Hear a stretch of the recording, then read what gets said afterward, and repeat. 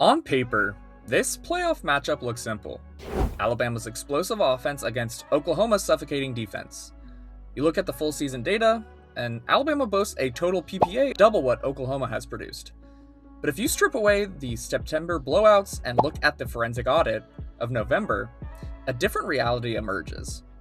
This video uncovers the deep structural fissures in Alabama's engine and why Oklahoma's apparent defensive regression might actually be a mirage. We are looking at three layers today: identity, trajectory, and the trench warfare matrix that decides this game. But before we go further, if you like fact-filled Sooner content, please like, subscribe, and hit the notification bell. Welcome to Sooner Stats, your home for Oklahoma Sooners coverage.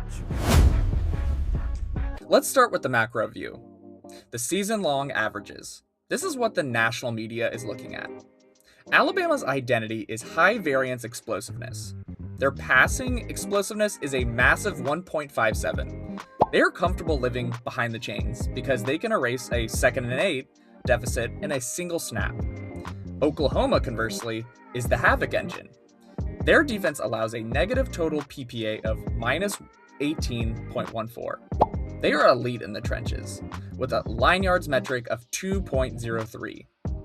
To understand just how disruptive this unit has been, look at this stat. 41% of all opposing offensive plays this season have gone for 0 or negative yards. Think about that. On 320 of 773 snaps, the opponent went nowhere or backward. That is historic disruption. But here's the stylistic clash. Alabama hunts for big plays, and Oklahoma, despite that 41% havoc rate, is prone to giving them up. It looks like a boom or bust battle, but that's only if you look at the full season. Now let's look at the truth. The most alarming signal in our model is the systematic unraveling of Alabama's aerial engine. In the first 6 games, Alabama was historic, averaging a passing PPA of 0.67 per dropback. But in the second half, that number plummeted to 0.33, literally a 50% reduction in effectiveness. Their success rate dropped from 56% to 47%. They bottomed out in the finale against Auburn with a negative PPA and a success rate under 30%. They are entering the playoffs off their worst performance of the year.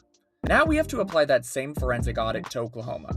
The immovable object that defined their early season is seemingly starting to crack. In the first half of the season, this unit was a statistical anomaly.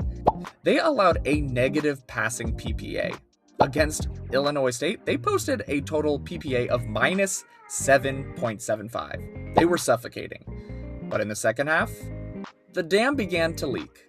The efficiency metrics swung violently. Their average PPA allowed jumped to 0.11. While still respectable, this shift from negative to positive means they stopped dominating and started merely containing. The allowed success rate ticked up to 31%, and the trend line is sloping upward. However, there is a fascinating paradox here.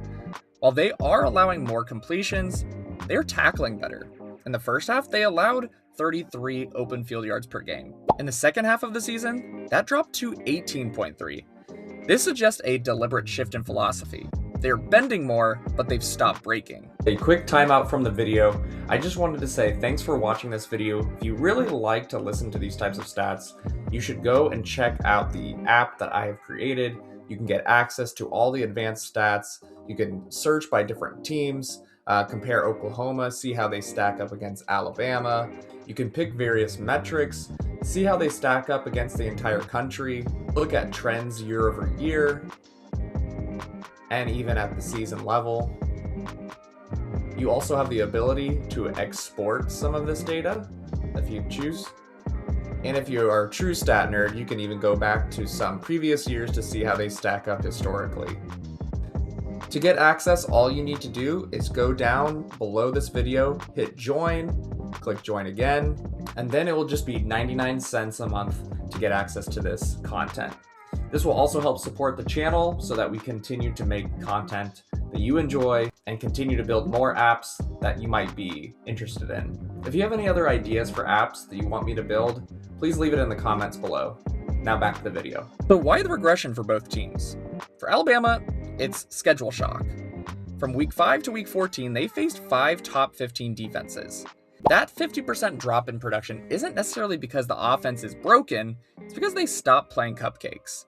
The correlation is nearly 1-to-1. However, their stats are artificially inflated by that Eastern Illinois game. Remove that FCS steroid shot and the decline is even steeper. Oklahoma has a similar excuse. They faced the number 7 and number 2 offenses back-to-back. But there is a red flag here. In week 12, they faced Alabama and still allowed a 37.5% success rate. They didn't return to elite form against a mid-tier efficiency offense. Why? Potentially physical attrition. Look at the snap counts. We're starting to see some physical attrition from this Oklahoma defense. That is a punishing load. The regression in PPA allowed is likely just tired legs losing gap integrity. Now here is where the game is won. That 41% zero or negative yard stat I mentioned earlier, that comes from trench dominance. When we look at line yards, Oklahoma's defense is allowing 2.03, while Alabama's offensive line is creating 2.93. This is a massive edge for OU. They reset the line of scrimmage consistently. Looking at stuff rate, Oklahoma creates negative plays on 28% of runs. Alabama's line is solid, but they haven't seen a front this disruptive, other than the first matchup. This creates the passing downs trap. Alabama is elite on standard downs with a 57% success rate, but on passing downs, they crater to 31%. Oklahoma's path to victory is mathematically clear. Use that trench advantage, or line yards, to force 2nd and 10, and Alabama's engine stalls. The macro view might suggest that Alabama has an edge, while the micro view says both teams are regressing to the mean, but the context view reveals the winner. Alabama is reliant on explosive plays, but can be inefficient from down to down. Oklahoma is physically taxed but schematically dominant in the trenches. In the playoffs, the team that controls the line of scrimmage usually beats the team that relies on variance. I'm projecting a low-scoring, physical contest. Oklahoma wins the line yards battle, holding Bama to under 3.5 yards per carry. They force Bama into 3rd and longs, where that 31% success rate kills drives. The Sooners grind out a victory, capitalizing on field position and the fact that Alabama just can't stay on schedule. For Oklahoma, the 2 areas as a fan that we should be watching closely is the turnover battle and field position.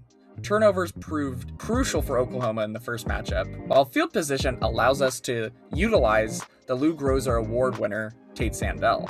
If Oklahoma loses the turnover battle and finds themselves consistently having to punt deep in our own end zone, Alabama may edge out Oklahoma. What are your thoughts? Do you think Alabama will avenge their last 2 losses to Oklahoma? Do you think the Sooners can keep this streak up of turning over teams and winning the field position battle? Let me know what you think in the comments below. Thank you once again for watching all the way till the end. We'll see you next time. Boomer.